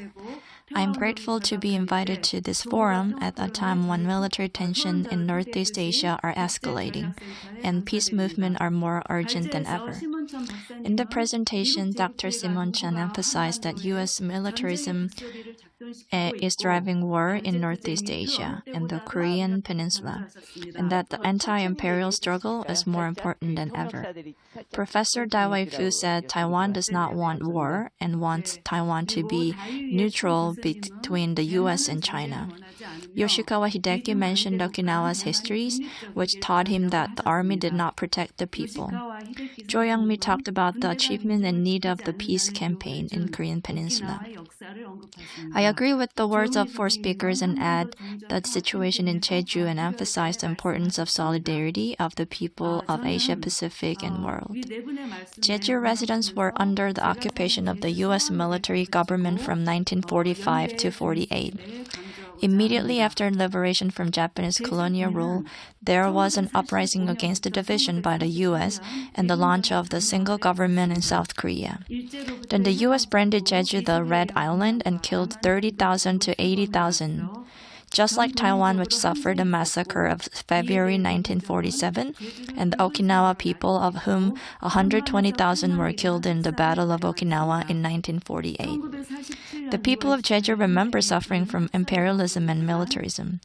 Jeju was used as a springboard for the Japanese invasion of China in the 1930s, as Okinawa was called the Devil's Island during the Vietnam War. The struggle against the Jeju naval base and the peace movement were only possible in international solidarity. True peace is impossible with the closure of only one base. A real victory in the anti-imperial struggle will be possible only when all the oppressed people of the world unite together. In this sense, Okinawa and Taiwan are islands that are united by anti-imperial struggles along with Jeju. In Jeju, Inter-Island Solidarity for Peace of the Sea was launched in 2014. And recently, the Fair and Peaceful Sea Sail team departed Jeju and visited Okinawa and Taiwan to build peace. Why Jeju? The international worship ceremony in October 2018 was joined by 17 international warships from 12 countries, including the U.S. nuclear aircraft carrier and 45 nations delegations, along with domestic warships. At the same time, landmines were being removed in the DMZ as a result of the Inter-Korean Summit in April of that year. Jeju was declared an U.S. outpost. President Moon Jae-in said, "We will make the naval base as a foothold for peace." Under the South Korea-U.S. Mutual Defense Treaty, the U.S. is free to use any military bases and facilities in South Korea. Moreover, the U.S. has not returned wartime operational control to South Korea. Since the completion of the base in 2016, from 2017, U.S., Canadian, and Australian warships have called the base before and after war drills. 4 U.S. ships entered Jeju this year. The 4th warship came just yesterday and is docked at the base at this moment. We will shout out U.S. military keep out until the U.S. warship gets out of the base. A former operational staff member of the U.S. 7th Fleet wrote in his 2013 report, it says, "During a crisis in the Taiwan Strait, the submarines and naval vessels based in Jeju Island can block the Chinese Navy ships moving south." It's not just that. Jeju Naval Base sent warships for war drills to Hawaii, Guam, the Philippines, and far into the Gulf of Aden, causing pain to the people living there. We call Jeju not a U.S. colony. No island should be a springboard for invading another island, for imperial supremacy. Because of these challenges, our peace movement must continue and become stronger. The August 18 Camp David Declaration, which regularized the Korea-U.S.-Japan summit, and joint military exercises was effectively a declaration of alliance between three countries. It has been more than a decade since South Korean, US, and Japanese warships began conducting missile defense drill in the southern part of Jeju, almost behind the closed doors. This year, more than 70 countries participated in the Proliferation Security Initiative high-level meeting held near Jeju Naval Base. And South Korea, the US, Australia, and Japan held brief procedural drill in the international waters of southeastern Jeju. As Dr. Simone Chun pointed out, Japan's rearmament is essential for the trilateral alliance. While the so-called UN command manages the armistice agreement between the two Koreas, Japan is home to the rear UN command.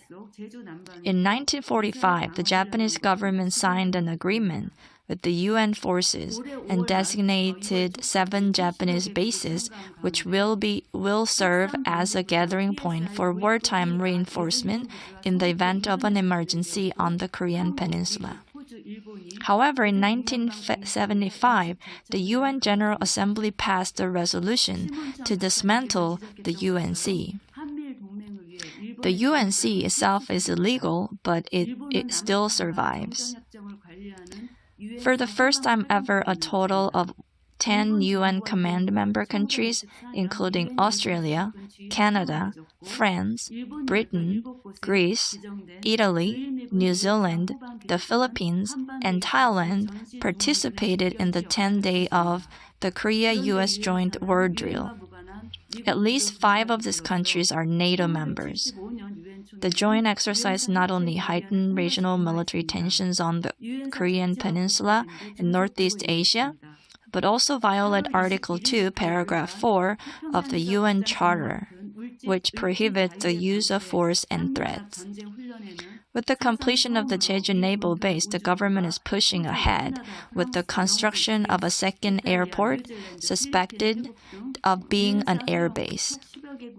The ruling party's special committee's report states, "We consider building a runway that can take off and land U.S. strategic bombers in Jeju and a temporary storage facility for nuclear weapons. And we should consider this when building a new airport in Jeju." The leader of South Korea, the US, and Japan are also expected to merge satellites, radars, and weapon systems in conclusion with the annual joint exercises between the three countries. Located in Kuja of Jeju, the National Satellite Integrated Operations Center, which integrates the country's all satellites, was built last year. And radars are being built in autumn. Hanwha, an arms company, is to build a space center in Jeju. To end of this talk, I would like to share 5 important principles about Jeju, an island of peace, established in the forum of the Jeju International Association held in October 1991. These principles can be common to all of us, I think. First, Jeju Island should be demilitarized. Second, we need to realize that Jeju Island is a geopolitical center for peace and order in Northeast Asia. 3. Jeju Island should become a regional center for coordinating and resolving international conflict and disputes. It should be a place for research and training on peace. 4th, in order for Jeju Island to become an island of peace in the world, Jeju residents should make local effort voluntarily and be able to act actively. 5th, Jeju Island should carry out balanced and decentralized self-development consistent with the concept of peace. Discussions on denuclearization and neutralization, along with the demilitarization, continue to be discussed from the 1990s to the early 2000s. Thank you.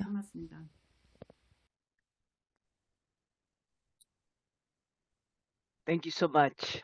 Thank you, Sung-hee. I think it's clear the importance of the work of everybody here, and also just how oftentimes areas that have been wrecked by war can also become the centers for peace.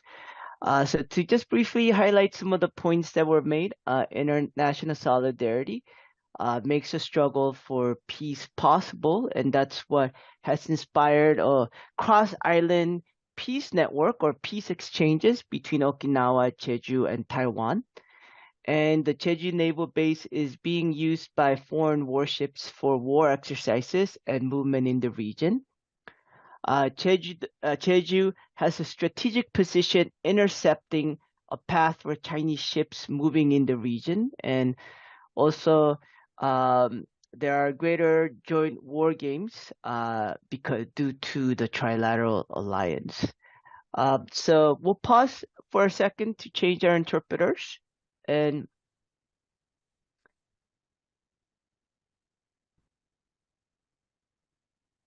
okay, finally, we will conclude. We will have some concluding remarks. Please keep your concluding remarks about a minute and a half. And so, yeah, we'll just start from the top with Simone Chun. Simone, are you there?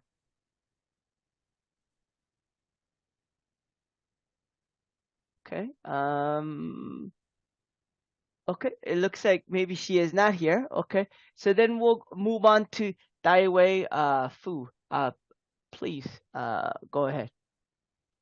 Okay, thank you very much for the wonderful presentations of our panelists and commentators. I learned a lot from you about what's going on in the Northeast Asia, and it's valuable lessons and thoughts. But also, I feel a little bit it's a little bit shame that we don't have enough time to discuss with each other, or perhaps to receive some comments from the audience about our proposals or things like that. Especially like what I have been talking about, Taiwan's future solution in the present situation. Instead of being a follower of U.S. Foreign policies and provocations of China, we propose like equal distance between great powers, so that more specifically, we propose like a neutrality as one position, and another is like to have a confederations with China. That's another possibility, and we also like to have your response or commentators comments about our future proposals.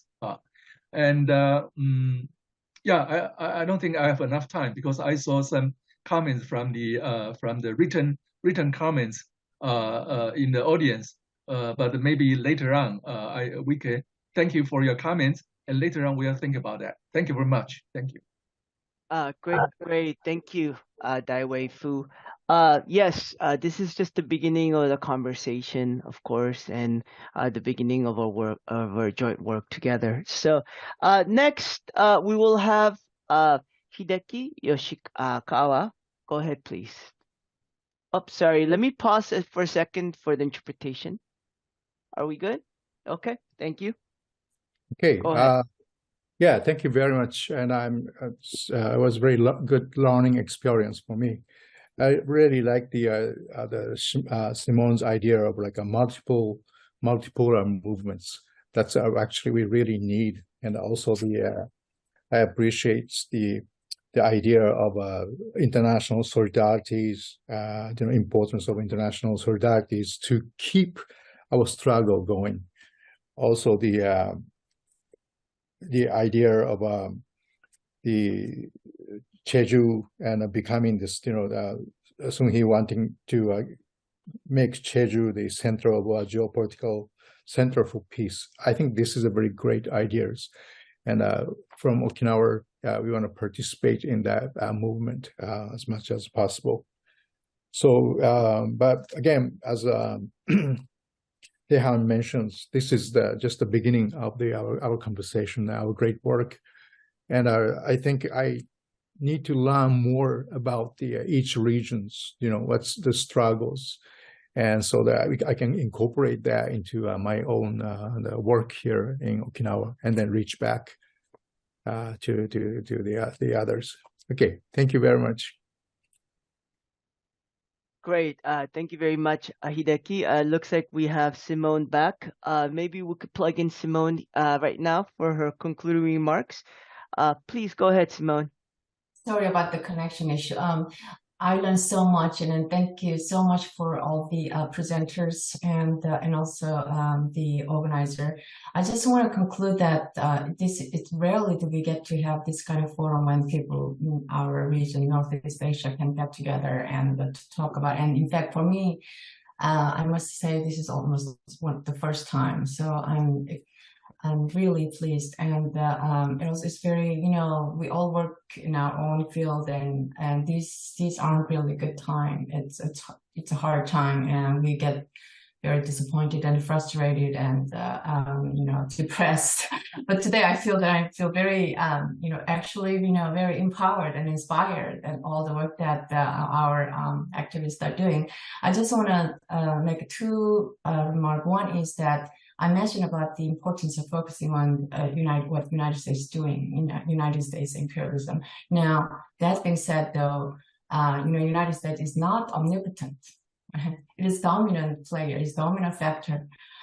So what it means is that it's in the foreign policy right now. Actually, some analysts are pointing out that the United States is actually is kind of disorganized. It doesn't know what it wants to do.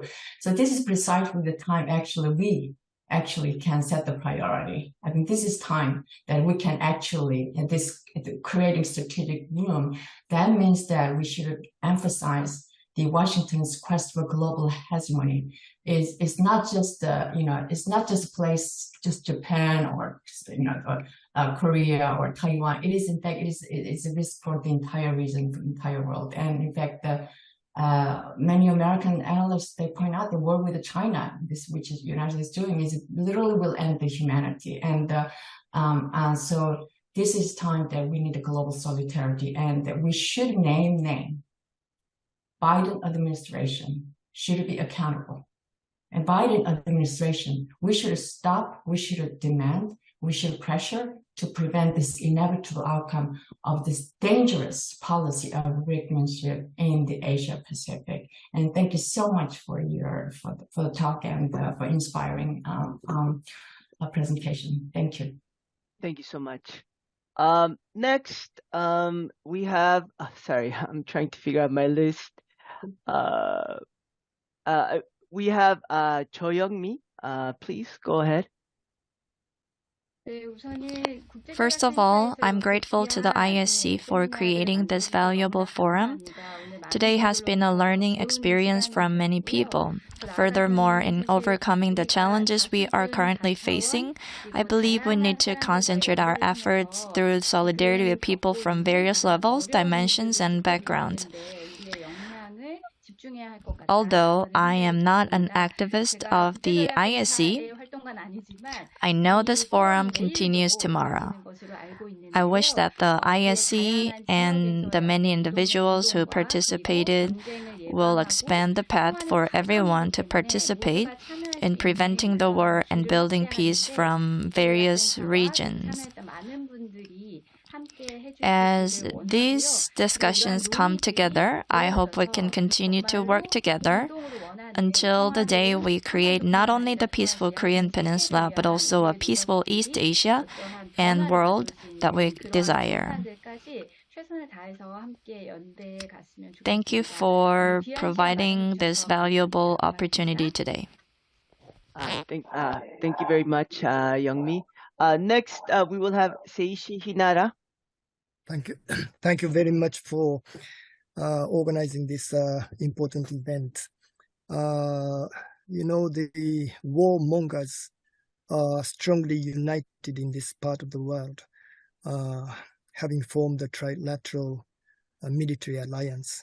So we, people in this region, have to form more stronger unity to break that warmongers alliance, I think. And in my experience, we have had comparatively more ties with movements with Korea in front of labor or peace or anti-base or war compensation issue. But in comparison with that, we have had little connection with the people's movement in Taiwan. But this time we have Professor Fu Daiwie, and in Japan too, the connection with Taiwan movement and Taiwan people, civil society are beginning to be pioneered by Okinawa movement. In Okinawa, in addition to the prefectural level, at the grassroots level, people's groups have beginning to form a dialogue relationship with the movement with Taiwan. So the peace rally, which is being organized on 23rd November, I hear that some representatives from the Taiwan peace groups will be joining the peace rally too. So we have to try to make it stronger and form a great peace alliance in this part of the world. That's my conclusion. Thank you very much. Great. Thank you so much, Seishi. Finally, we have Sung-hee. Please go ahead and give your concluding remarks.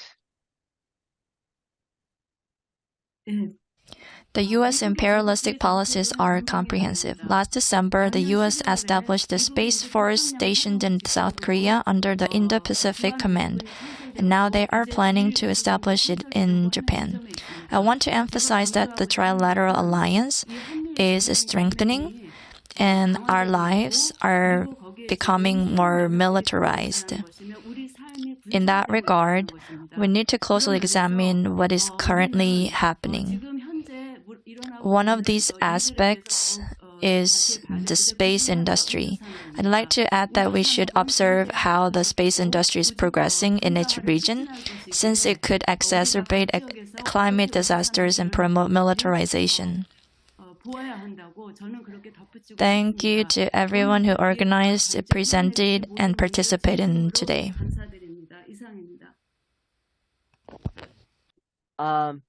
Thank you to all our speakers, discussants, and all those working behind the scenes. We finished this first part of our Building Peace, Preventing War in Northeast Asia International Forum. Our second part will happen tomorrow from 5 to 7 p.m. Seoul time, and it will be about non-aligned movements. And it would have non-aligned movements from Europe, Latin America, Africa, and also from this area. And yes, this, of course, we started with frontline struggles because it's frontline struggles that will lead and will also energize us and inspire us to action. So thank you, everybody, for all your insights, your time, and for all your work. Thank you very much.